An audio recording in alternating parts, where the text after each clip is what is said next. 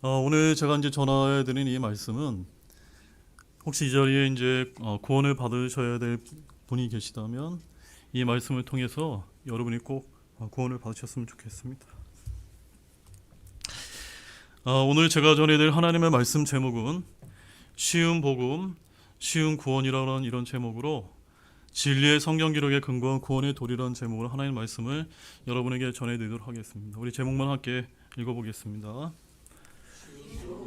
쉬운 구원, 진리의 성경 기록에 근거한 구원의 도리란 여러분이 받은 예수님께 받은 구원이 여러분은 어렵다고 느껴지십니까? 쉽다고 느껴지십니까?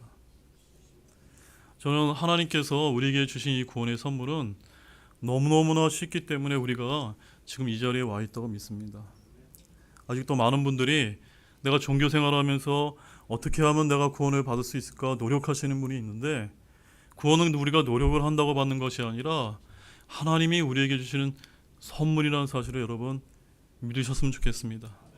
그래서 오늘 이 자리에 아직 구원의 확신이 없는 분들이 있다면 오늘 이 말씀을 듣고 여러분들이 이 귀한 하나님의 선물을 다 받으시기를 원합니다.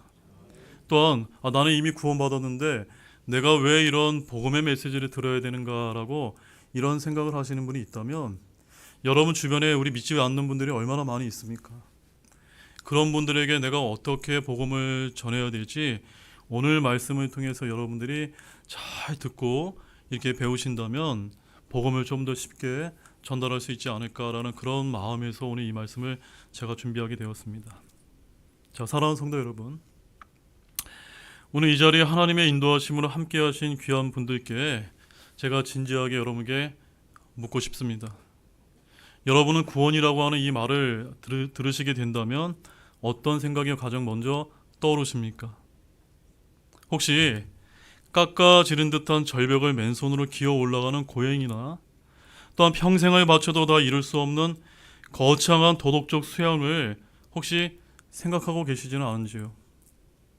세상의 수많은 종교는 우리 인간에게 끊임없는 노력을 요구합니다. 더 착해져야 된다, 더 비워야 한다, 더 바쳐야 한다고 말하며 사람들의 어깨에 무거운 짐을 지우는 경우가 얼마나 많은지 모릅니다. 그러나 제가 여러분에게 진심으로 제가 선포하고자 하는 성경의 진리는 그와 정반대라는 사실을 여러분 굳게 믿으시기를 바랍니다. 성경은 단순하고도 명료하게 저와 여러분에게 선언합니다. 구원은 어려운 게 아니라 매우 매우 쉽다는 사실입니다. 아니, 구원은 반드시 쉬워야만 합니다. 이것은 단순한 위로의 말이 아니라 하나님의 거룩한 성품과 공의에 근거한 필연적인 결론이기 때문입니다. 자, 그러면 왜 구원이 쉬워야만 될까요? 성경 디모데전서 2장 4절 말씀은 하나님의 마음을 이렇게 저와 여러분에게 증언하고 있습니다. 디모데전서 2장 4절 같이 읽어보겠습니다. 그분께서는 모든 사람이 구원을 받고 진리를 아는 데 이르기를 원하시느니라. 아멘. 잘 한번 여러분 눈을 크게 뜨셔서 한번 보시기 바랍니다. 하나님께서는 특정한 엘리트나 도덕적인 천재들이나 그런 사람들만 구원받기를 원하시는 분이 아니십니다. 만약 구원이 박사학위를 따는 것부터 어렵거나 수십억 원의 돈을 들거나 신체적으로 아주 건강한 사람만 할 수 있는 고난도의 수행이라면, 그렇다면 가난한 사람, 병든 사람, 지능이 낮은 사람, 그리고 죽음을 눈앞에 둔 사형수는 어떻게 구원을 받을 수 있단 말입니까? 그렇지 않습니까? 따라서 우리 하나님은 너무너무나 공평하신 분임을 아시기 바랍니다. 그래서 구원의 길을 온 천하 만민이 이해할 수 있도록 가장 낮은 곳에 가장 쉬운 방법으로 열어두신 것입니다. 원래 많은 현대인들이 구원을 어렵게 느끼는 가장 중요한 이유가 뭔지 아십니까? 그것은 바로 복음이 복잡해서가 아니라 인간의 종교적인 자존심이 공짜는 없다라고 스스로 거부하기 때문인 것입니다. 내가 이렇게 죄가 많은데 어떻게 믿기만 하면 구원을 받나라는 심리적인 장벽이 그들의 마음을 가로막고 있기 때문인 것입니다.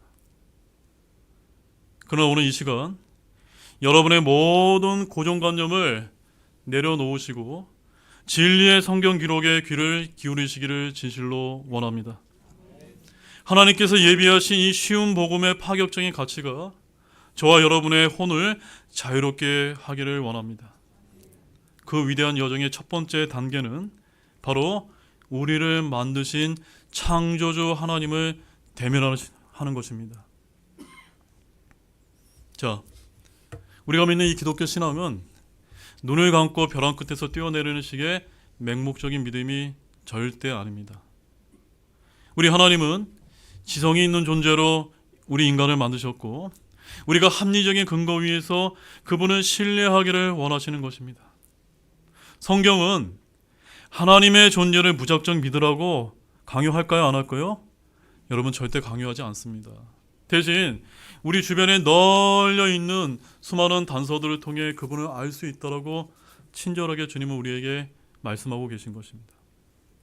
사랑하는 여러분, 여기 이제 화면에 사진에 나와 있는 것처럼 작은 볼펜 한 자루가 있다고 한번 가정해 보시기 바랍니다. 이 볼펜이 수억 년의 시간이 흘러서 우연히 원자들이 조합되어 스스로 만들어졌다고 그렇게 믿고 계신 분은 혹시 이 자리에 계십니까? 그렇게 믿는 분 단 한 분도 안 계시죠? 이 간단한 볼펜 한 자루도 그것을 설계한 인격과 만든 손이 있다는 사실을 우리는 본능적으로 알고 있지 않습니까? 하물며 이 볼펜보다 수만 배는 더 정교한 우리 인간의 몸, 심장의 박동, 눈동자의 구조, 그리고 질서정연하게 움직이는 이 광활한 우주가 우연히 생겨날 수 있습니까?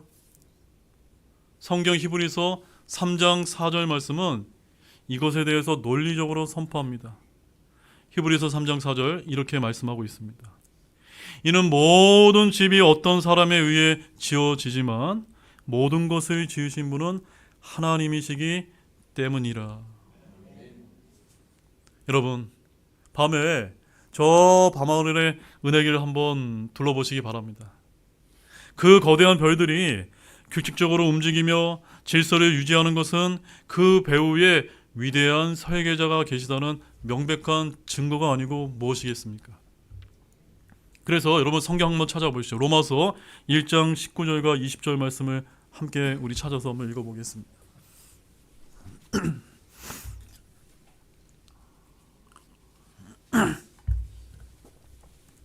로마서 1장 19절 20절 말씀입니다. 다 찾으셨으면 우리 한 목소리로 읽어보겠습니다. 이는 하나님을 알만한 것이 그들 속에 분명히 드러나 있기 때문이라. 하나님께서 그것을 그들에게 보이셨느니라. 그분의 보이지 아니하는 것들, 그분의 영원하신 권능과 신격은 세상의 창조 이후로 분명히 보이며 만들어진 것들에 의해 이해될 수 있으므로 그들이 변명할 수 없느니라. 아멘. 여러분은 우리가 살고 있는 이 주변에 많은 이런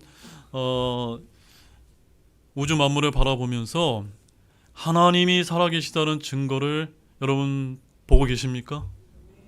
여러분의 영적인 지각의 눈이 열려서 그것들 다 바라보기를 원합니다. 우리 하나님께서는 친절하게도 모든 창조물 속에 자신을 알아볼 수 있는 지문과 서명을 남겨두셨던 것입니다.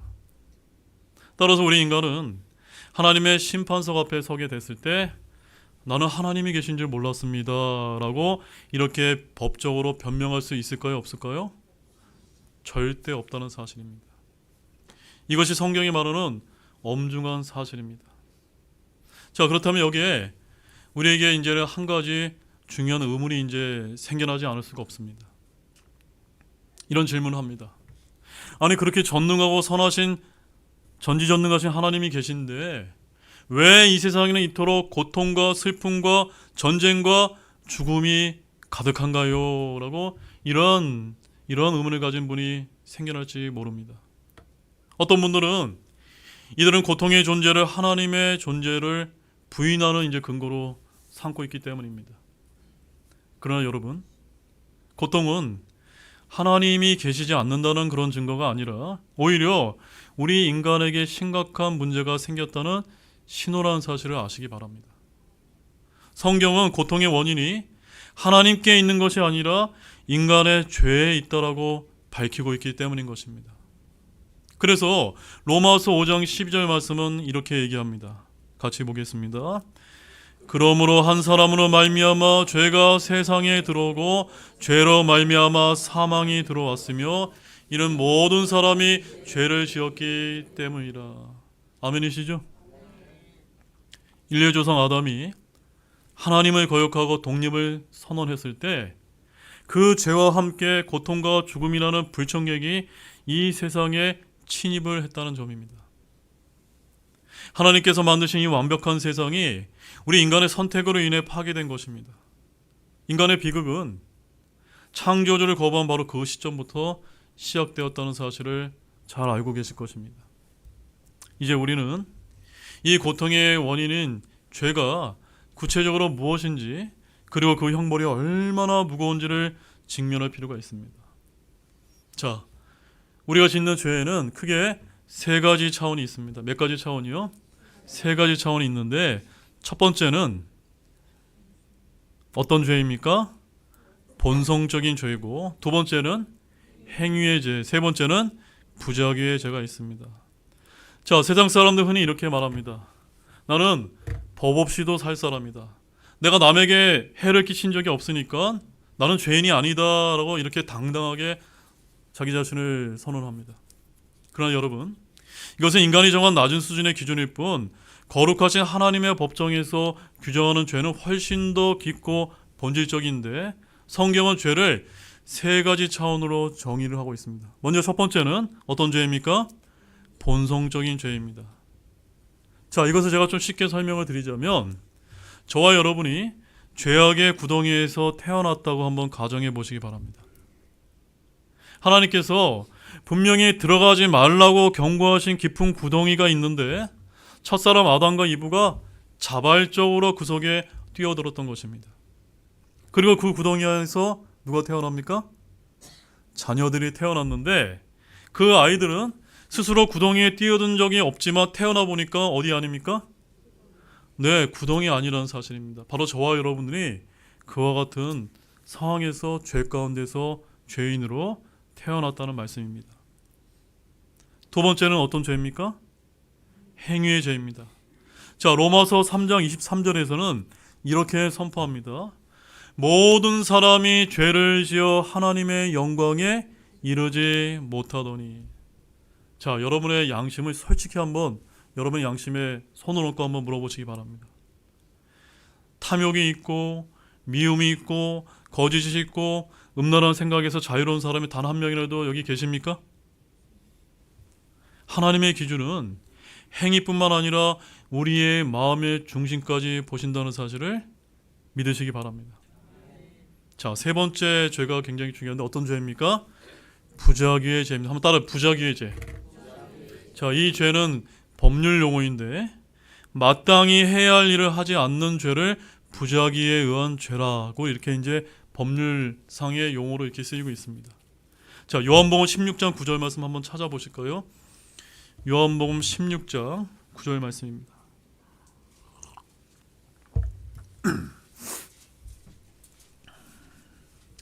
요한복음 16장 9절 말씀입니다.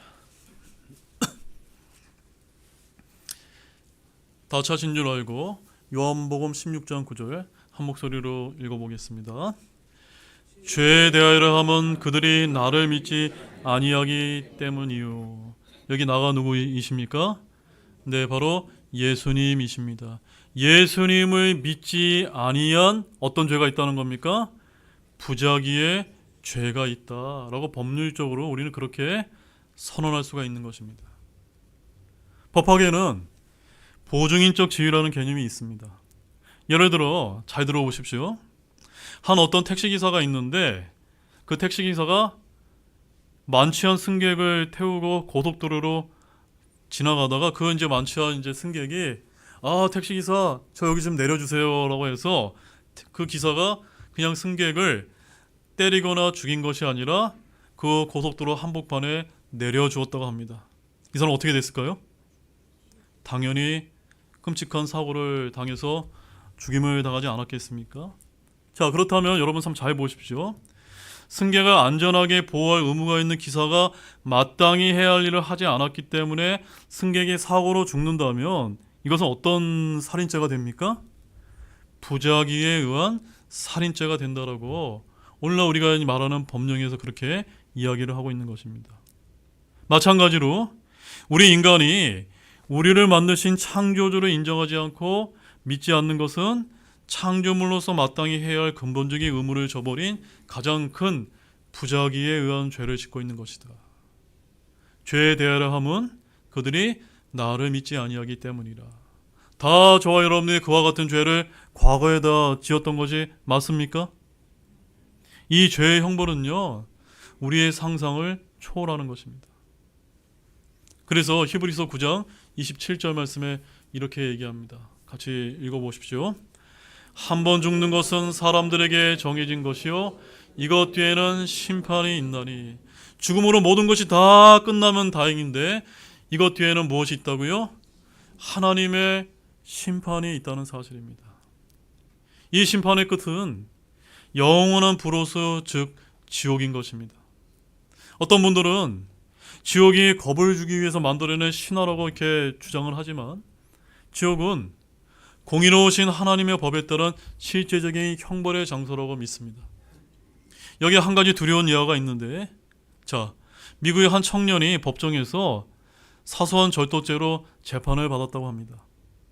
그는 판사가 자신의 아버지의 오랜 친구라는 사실을 알고 마음으로 안심했다고 합니다. 하지만 판사는 그에게 법정 최고형을 선고하게 이르렀다고 합니다. 자, 그러자 청년이 울부짖으면서 이렇게 이제 판사에게 물었습니다. 아저씨, 저를 모르시나요? 저를 사랑하신다며 아니 아버지의 가장 친한 친구분인 판사님께서 어떻게 제게 이러실 수 있습니까? 라고 이렇게 따져 물었다고 합니다. 자, 그러자 판사가 아주 엄격한 목소리로 대답을 합니다. 얘야, 집에서는 나는 너의 아빠의 친구이지만 법정에서는 나는 오직 법에 따라 판결해야 하는 판사일 뿐이란다. 그렇습니다. 우리 하나님은 사랑의 아버지이시기도 하시지만 동시에 공의로운 재판장이심을 아시길 바랍니다. 죄를 간과하는 것은 우리 하나님의 성품에 결코 맞지 않습니다. 죄의 삭은 반드시 지불되어야 합니다. 근데 문제는 우리 스스로는 이 어마어마한 죄값을 갚을 능력이 있습니까? 없습니까? 없다는데 문제가 있는 것입니다. 그래서 우리에게는 외부로부터 오는 완전한 구원자가 절실히 필요하게 이른 것입니다. 자, 우리 인간 스스로 죄값을 갚을 수 없음을 아시는 하나님께서는 친히 인간의 몸을 입고 이 땅에 오시게 된 것입니다. 그분이 바로 누구이시죠? 주 예수 그리스도이신 것입니다. 구약 시대에는 인간의 죄를 잠시 덮기 위해 짐승의 피를 바쳤습니다. 그러나 히브리서 10장 4절 말씀은 이렇게 이야기하는데, 자, 히브리서 10장 4절 말씀 한번 찾아보십시오.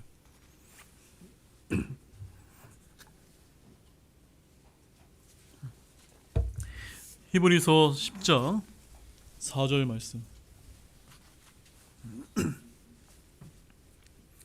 자, 같이 한번 읽어보겠습니다. 이는 황소와 염소의 피가 죄들을 제거하는 것이 불가능하기 때문이라. 여러분, 구약시대 때 뭘 드렸죠? 제사를 드렸습니다. 그래서 짐승의 피를 제단 위에서 뿌리게 되면은 하나님께서 1년씩 일시적으로 죄를 속죄해 주셨습니다. 따라서 짐승의 피는 장차 오실 완전한 제물을 보여주는 모형일 뿐이었던 것입니다. 왜 예수님은 그 잔인한 십자가에서 저와 여러분을 위해서 죽으셔야만 됐을까요? 성경 레위기 17장 11절은 육체의 생명에 피해 있기 때문이다 라고 우리에게 밝히고 있습니다. 죄의 형벌은 누군가의 생명을 내어놓는 사형인 것입니다. 따라서 누군가가 우리를 대신해 죽으려면 반드시 무엇을 흘려야만 되죠? 피를 흘려야만 되었던 것입니다. 자, 그런데 예수 그리스도의 피는 우리와 같은 보통 사람의 피가 아니라는 점에 있는 것입니다. 사도행전 20장 28절 말씀을 가보게 되면 거기 이런 말씀이 기록되어 있습니다.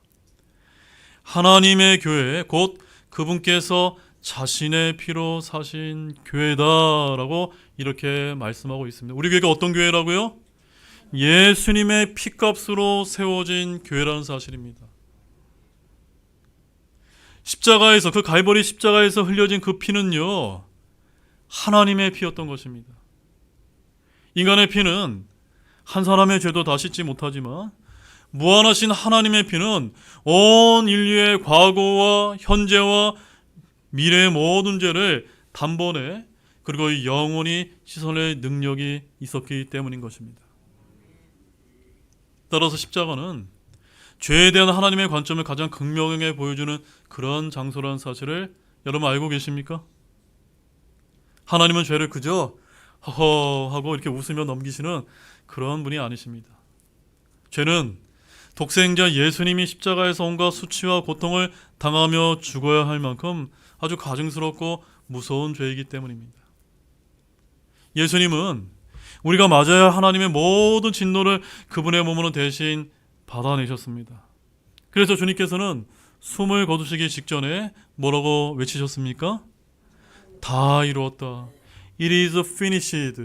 다 이뤘다라고 요한복음 19장 30절 말씀에서 이렇게 외치시고 머리를 숙이시며 숨을 거두시니라라고 이렇게 말씀하셨던 것입니다. 이처럼 법적으로 죄값이 완불되었다라는 그런 뜻을 말해주고 있는 것입니다. 사랑하는 여러분, 여러분이 지은 모든 죄, 여러분이 앞으로 지을 죄까지 포함한 모든 죄값이 2000년 전 십자가 위에서 전액 지불되었습니다. 아멘이십니까? 하늘나라의 법정 장부에서 여러분의 이름 옆에 적힌 죄의 목록은 이제 완전히 지워졌음을 믿으시기 바랍니다. 이제 남은 것은 단 한 가지뿐입니다. 바로 십자가에서 완료된 이 법적 효력을 어떻게 개인적인 것, 나의 것으로 만드냐에 달려있는 것입니다.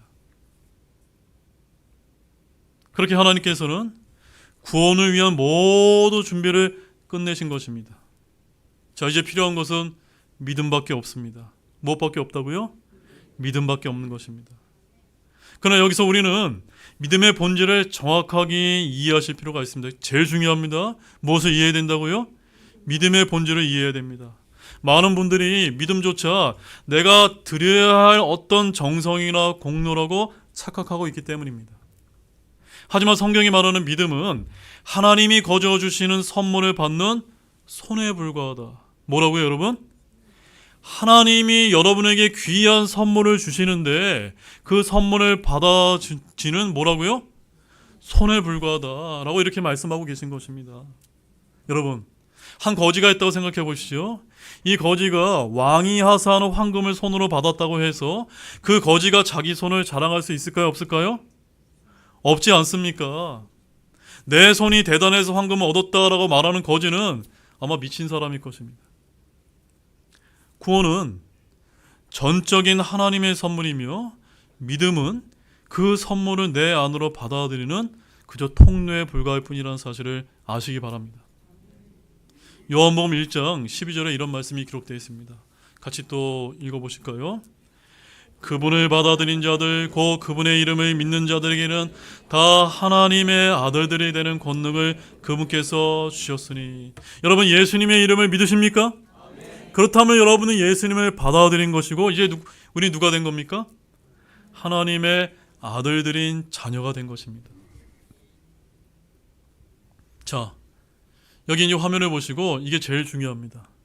이것을 어떤 법률적인 용어로 뭐라고 얘기하냐면 추인이라고 얘기합니다. 추인. 한번 따라 추인. 자, 이 추인으로 설명하면 좀 명확해지는데 우리나라 민법에 보게 되면은 무권대리라고 하는 이런 법률상 용어가 있습니다. 한번 따라해보세요. 무권대리. 자, 이 무권대리라는 건 뭐냐면요, 내가 부탁하지도 않았는데 누군가 나를 대신해서 어떤 법률 행위를 하는 것을 뭐라고요? 무권대리다라고 이렇게 얘기하는 겁니다. 자, 이것을 우리가 이제 우리에게 적용을 해보자면 우리 예수님께서는 2000년 전에 십자가에서 우리가 부탁하지 않았음에도 불구하고 우리 인류를 대신해서 죄값을 치르는 법률 행위를 치르신 것입니다. 이것은 법적으로 아직 나에게 효력이 발생하기 전에 무권대리 상태와 같았습니다. 근데 어느 날 내가 그 사실을 깨닫고 알고 예수님이 나를 대신해 죄값을 치른 것을 지금 내가 이 순간 인정합니다. 내가 그것을 받겠습니다. 그 이득을 내가 받겠습니다. 라고 고백하는 순간 법적으로 무엇이 되는 것입니까? 추인이 되는 것입니다. 이해되셨습니까? 그 즉시 2000년 전의 대속 효력이 시공간을 초월해서 지금 나에게 귀속되는 것이 바로 추인이라고 하는 그런 개념인 것입니다. 앞서 요한복음 1장 12절에 선포한 내용이 바로 이것을 설명하고 있는 것입니다. 따라서 잘 들으시기 바랍니다. 믿음은 복잡한 신앙 지식이 아님을 믿으시기 바랍니다. 자, 여기 이제 그림을 보게 되면은 누가 나옵니까? 한 소방관과 아이가 이제 있는 것을 잘 보시기 바랍니다. 자, 불이 났습니다. 건물에 불이 났습니다. 소방관이 이 아이를 구하기 위해서 두 팔을 걸리고 아이야 내 품으로 뛰어내려라 라고 이렇게 외칩니다. 자, 그러면 이 아이는 이 소방관의 이름을 압니까 모릅니까? 모릅니다. 이 소방관의 나이도 모릅니다. 고향도 모릅니다. 하지만 이 소방관이 나를 살린 유일한 구원자라는 사실을 신뢰하고 그 품에 자신을 안기게 되는 것입니다. 이것이 바로 구원받는 믿음인 것입니다. 여러분 하나님에 대한 모든 것을 다 알 필요가 있을까요? 없을까요? 다 알 필요는 없습니다. 다만 주 예수 그리스도께서 여러분의 죄를 위해 죽으시고 부활하셨으며 그분만이 나의 이 소방관처럼 유일한 구원자이심을 신뢰하고 그 품에 평안히 안기기만 하면 될 줄로 아시기 바랍니다. 하나님께서는 이처럼 구원을 물 마시는 것보다 쉽게 만들어 주셨음에 참으로 영광과 감사를 올립니다. 그런데 그럼에도 불구하고 안타깝게도 인간은 하나님이 쉽게 만들어 놓으신 길을 종교라고 하는 이 이름으로 자꾸만 어렵게 꼬아 놓았다는 사실입니다. 그래서 교회를 열심히 다녀야 당신이 구원받는다. 또 세례나 침례를 받아야 구원받는다. 착하게 살거나 죄를 뉘우치기만 하면 된다. 또 눈물을 흘리며 어떤 감정적인 체험이 있어야만 등등 수많은 조건을 여기다가 종교라는 이름으로 갖다 붙이게 되는 것입니다. 하지만 이것은요, 성경을 모르는 소리입니다. 만약 구원이 인간의 선행이나 노력으로 얻는 것이라면 그것은 우주에서 가장 잔인한 시스템이 될 것이라고 저는 그렇게 믿습니다. 여러분 한번 상상해 보시기 바랍니다. 만약 하나님께서 천국에 올라가신 이 구원이라고 하는 티켓을 100억 원에 판매하신다면 여러분 이 자리에 구원받으실 분이 여기 있습니까? 없습니까? 제가 생각하기에는 거의 단 한 명도 없을 것이라 믿습니다. 재벌들만 천국에 가지 않을까요? 또 값을 내려서 100원에 판매했다고 한번 생각해 보시기 바랍니다. 그렇다면 다 구원받을 수 있을까요? 아닙니다. 저기 아프리카에 가보게 되면은 굶주리는 아이들에게는 그 100원이 없어서 절망할지 모릅니다. 또한 몸이 돌처럼 굳어가는 병에 걸려 손가락 하나 까딱할 수 없는 환자에게 착한 일을 해서 구원받아야 됩니다 라고 말하는 것이 이거보다 더 잔인한 소리가 어디에 있습니까? 동의가 되십니까? 그러므로 하나님은 결코 그런 분이 아니심을 믿으시기 바랍니다.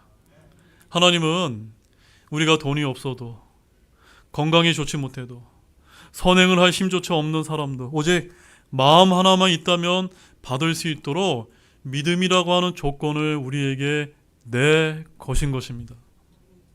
믿음은 그 누구나 가질 수 있기 때문에 가장 공평하고 쉬운 길이 아니고 무엇이겠습니까? 그런데 종교는 이 구원을 어떻게 만든다고요? 아주 복잡하고 어렵게 뭔가를 해야만 받을 수 있다라고 이렇게 만들지만 진짜 복음은, 진짜 참 복음은 구원을 쉽게 선포한다는 사실입니다.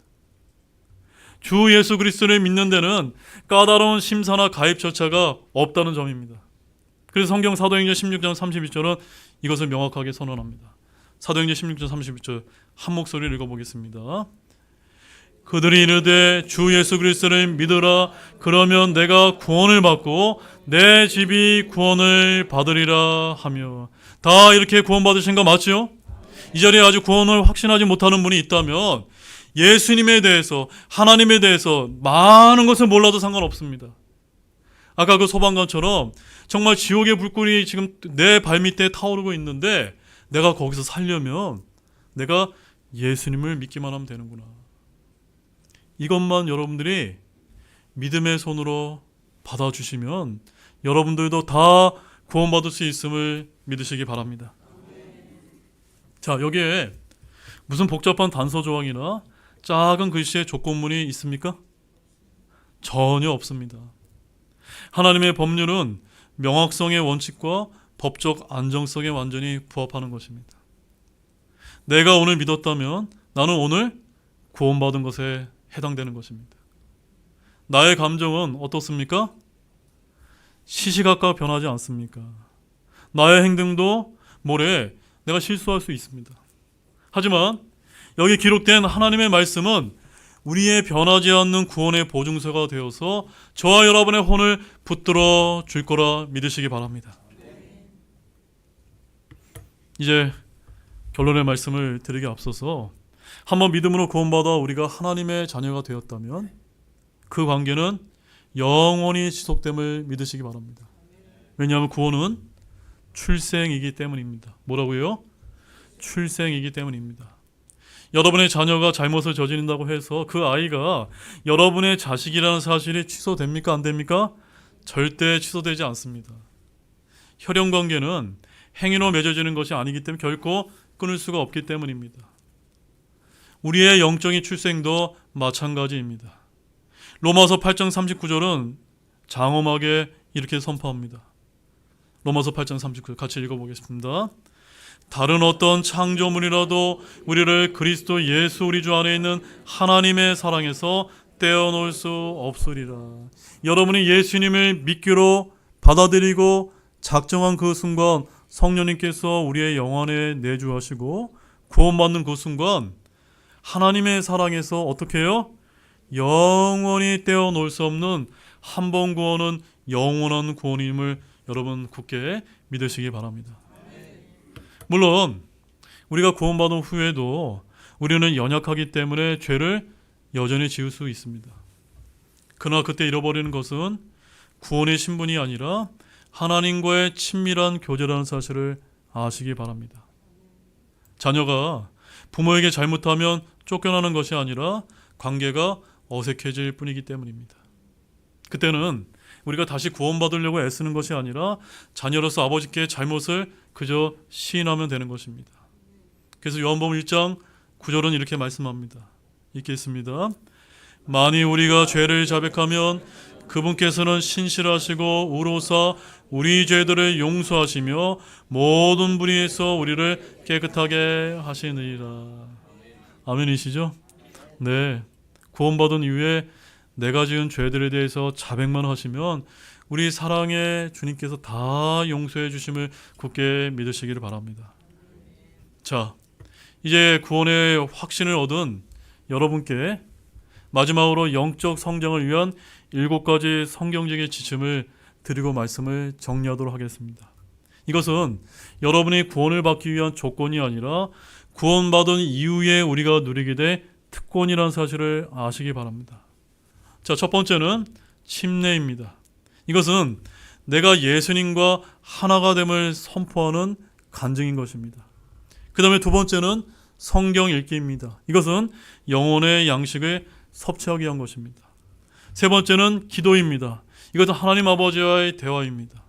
네 번째는 지금 여러분이 오신 것처럼 교회에 출석하는 것입니다. 이것은 바로 우리가 함께 성장하는 이런 함께 울고 함께 웃을 수 있는 공동체를 이루기 위한 것입니다. 그 다음에 다섯 번째로는 앞서 읽었던 것처럼 자백입니다. 바로 죄를 숨기지 않고 하나님과의 교제를 회복하는 길입니다. 그 다음에 여섯 번째는요, 증언입니다. 이것은 바로 우리가 주변에 있는 사람들에게, 사랑하는 이들에게 누구를 자랑하는 겁니까? 내가 믿고 구원받는 그 예수님을 자랑하는 것입니다. 그 다음에 마지막 일곱 번째는 따라해보죠. 증인된 삶. 이 증인의 삶은 바로 변화된 삶으로 하나님을 사람들에게 보여주는 것입니다. 즉, 말만이 아니라 여러분의 변화된 삶 자체가 하나님이 살아계시는 강력한 증거가 되게 여러분의 삶을 사시라고 이렇게 마지막으로 당부를 드리는 것입니다. 이제 말씀을 맺도록 하겠습니다. 사랑하는 여러분, 우리 하나님께서는 구원을 물 마시는 것보다 쉽게 만들어 두셨음을 믿으시기 바랍니다. 모든 대가는 예수님께서 십자가에서 피 흘리심으로 지불을 다 끝내셨습니다. 자, 이제 하나님은 여러분 앞에 생명의 선물을 내밀고 계십니다. 이 선물을 믿음의 손으로 내밀며 여러분 다 받으시겠습니까? 아니면 여전히 자신의 자존심과 또한 종교적인 위선을 의지하며 거절하시겠습니까? 여러분, 우리의 인생은 영원하지 않습니다. 우리가 오늘 밤 눈을 감았다가 내일 아침 어디서 깨어날지 그 어느 누구도 장담할 수 없습니다. 성공을 위해 달리고 돈을 모으고 명예를 쌓는 것이 나쁜 것은 아니지만 혼의 구원 문제를 해결하지 못한 그런 성공은 모래 위에 쌓은 성과 같습니다. 마지막 말씀으로 누가복음 9장 25절 말씀을 우리 질문을 드리고 우리 말씀을 좀 맺고자 합니다. 누가복음 9장 25절 함께 마지막으로 한번 찾아보십시오. 누가복음 9장 25절입니다.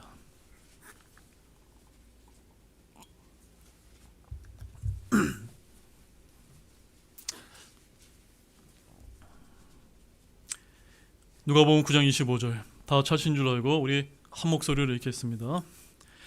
사람이 만일 온 세상을 얻고도 자기를 잃거나 버림을 받으면 그에게 무슨 이득이 있겠느냐.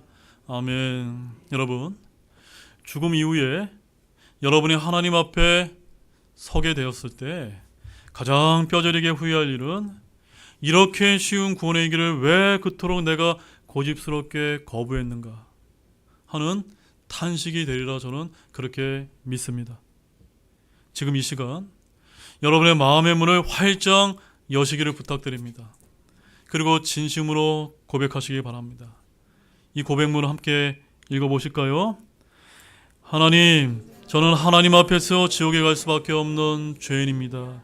그러나 예수 그리스도께서 저의 죄값을 대신해 십자가에서 죽으시고 부활하셨음을 믿습니다. 지금 제 마음속에 들어오셔서 저의 유일한 구원자가 되어 주시옵소서. 아멘. 이 단순한 믿음의 고백이 여러분의 영혼을 바꾸게 될 것입니다. 구원의 문은 아직 열려 있습니다. 그러나 언제 닫힐지 모른다는 사실을 잊지 마시고 더 늦기 전에, 너무 늦기 전에 지금 바로 결단하십시오. 하늘나라에서 기쁜 얼굴로 다시 뵙기를 주님의 이름으로 간절히 축원합니다.